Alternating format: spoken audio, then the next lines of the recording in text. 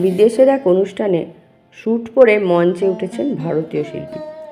বেশ ঠান্ডা তখন সেখানে, কিন্তু শ্রোতাদের দাবি প্রবল, তারা আসল মানুষটিকে চান। অগত্যা তাকে গ্রিন রুমে গিয়ে আবার চিরাচরিত ধুতি শার্টের ওপর শাল জড়িয়ে আসতে হলো। তখন হাততালির বন্যা। তিনি হেমন্ত মুখোপাধ্যায়, যার সম্পর্কে দেবব্রত বিশ্বাস বলেছিলেন, অর হইল গিয়া ইন্টারন্যাশনাল ভয়েস। ও যদি চীন দেশে গিয়া সুর কইরা খবরের কাগজও পইরা যায়, তাও লকে খাড়াইয়া শুনব। আপাদমস্তক বাঙালি এই মানুষটি মননে ও আবেদনে কিন্তু কম আন্তর্জাতিক ছিলেন না। শোনা যায় তার নিখুঁত সময়গান আর কথার দাম দেখে অনেকেই ভাবতেন লোকটা সত্যি বাঙালি তো।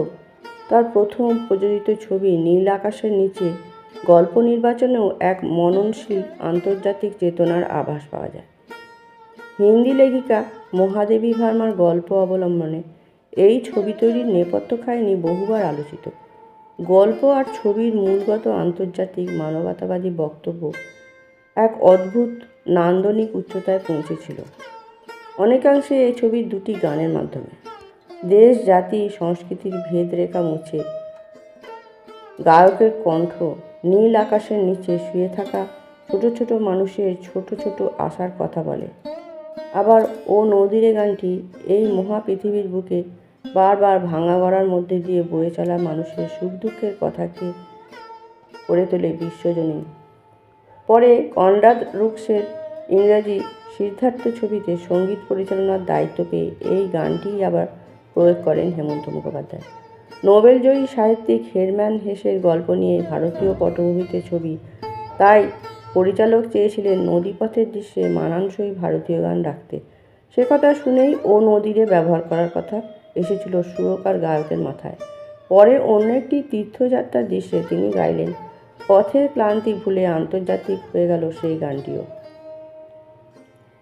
সিদ্ধার্থের বাবার সংলাপ কি নেপথ্য থেকে হেমন্তই বলেছেন? এই প্রসঙ্গে হেমন্ত মুখোপাধ্যায় বা তার ঘনিষ্ঠ কেউ কোথাও কিছু বলেননি, নীরব থেকেছেন রুক্সও।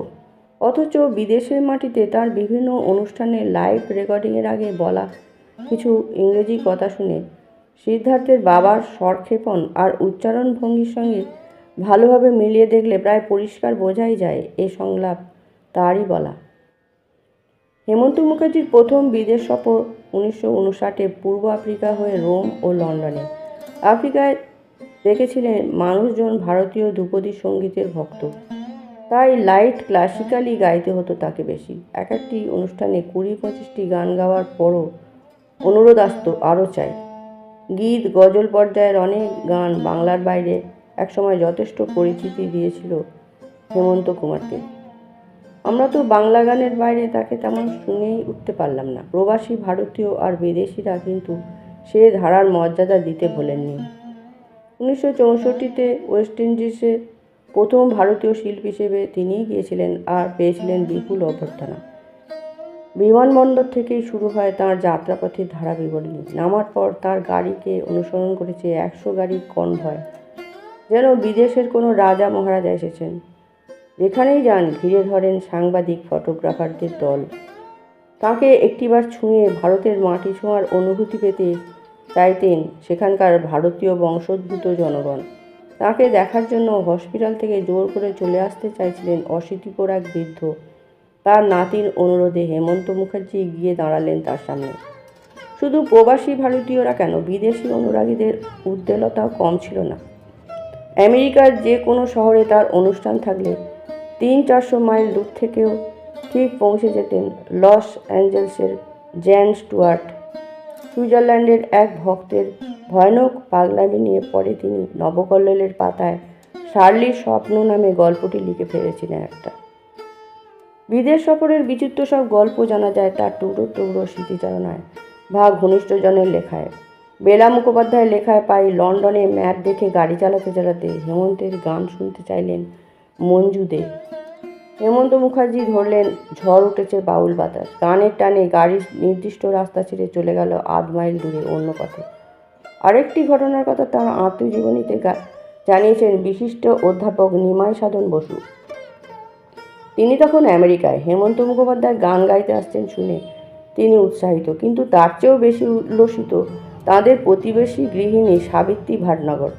তার একান্ত ইচ্ছে শিল্পী ও তার পরিবারকে নিমন্ত্রণ করে খাওয়াবেন, কিন্তু মাছের ঝোল রাঁধতে তিনি ভালো পারেন না, তাই সাহায্য নিলেন শ্রীমতী বসুর। অনুষ্ঠানের পর অনুরোধ করতেই হেমন্ত মুখার্জি চলে গেলেন। আমেরিকায় কেউ আদর করে ডেকে মাছের ঝোল খাওয়াতে চাইছেন, এ কি কম ভাগ্যের কথা? আর একবার ফিজির এক প্রত্যন্ত অঞ্চলে গান গাইতে গিয়ে দেখেন প্রেক্ষাগৃহে জায়গা কম বলে গেট বন্ধ করে দেওয়া হয়েছে, তবু বাইরে দাঁড়িয়ে আছেন হাজার হাজার মানুষ।